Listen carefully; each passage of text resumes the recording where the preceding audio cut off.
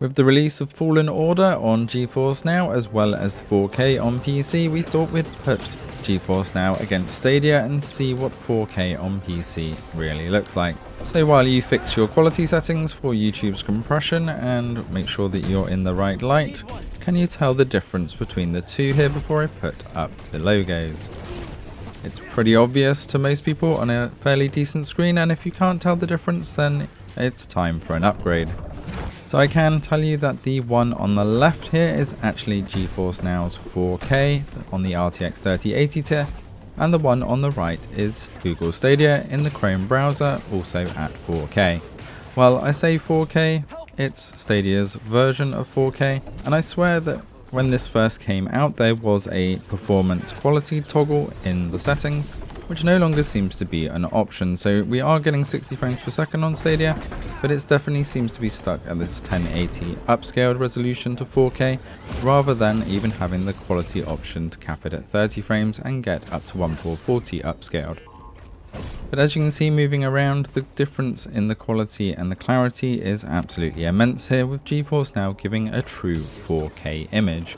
Both of these are still streamed, so GeForce Now most likely will use a bit more bandwidth, but we'll see the stream compression a lot clearer as we come into Stadia full screen. So we are getting a solid 60 frames per second, and you're not going to notice some of this compression as much on a TV screen if you were using the Chromecast, but if you put this on your browser at 4K, you will notice an immense difference.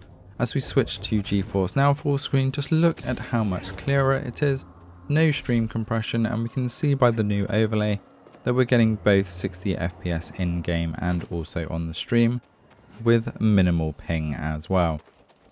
So as we freeze frame here, this is where you really see those differences quite starkly. Look at the blurriness of the environment on Stadia, especially in that long distance, covered by some fog, the enemy hiding in the stones there. But as we come across the GeForce Now, looking at the same area, just look at how clear that is. I'm not sure why there isn't any smoke effects there. Maybe because I was a little bit further ahead in the Stadia shot there. But again, as we come full screen and we start to see these effects and the battle full screen as well, you can see those fog effects and we don't really see the shininess of that enemy. But as we come full screen into the same section of combat on GeForce Now, just look at the lighting effects and just look at how clear this enemy's armor is and just how shiny those effects are as well. So unfortunately you are not getting a true 4K image on Stadia. Neither of these had any input latency at all, and both played exceptionally well. I was using a wired Series X controller for both to keep it even and minimize that latency completely. So it really is a case of you're getting what you paid for.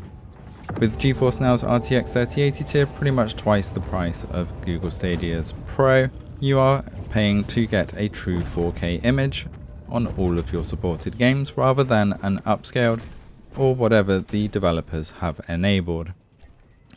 Let us know in the comments below which one you have been playing and if you are going to be diving into the new 4K mode on PC and how you feel the value for the RTX 3080 has gone in general.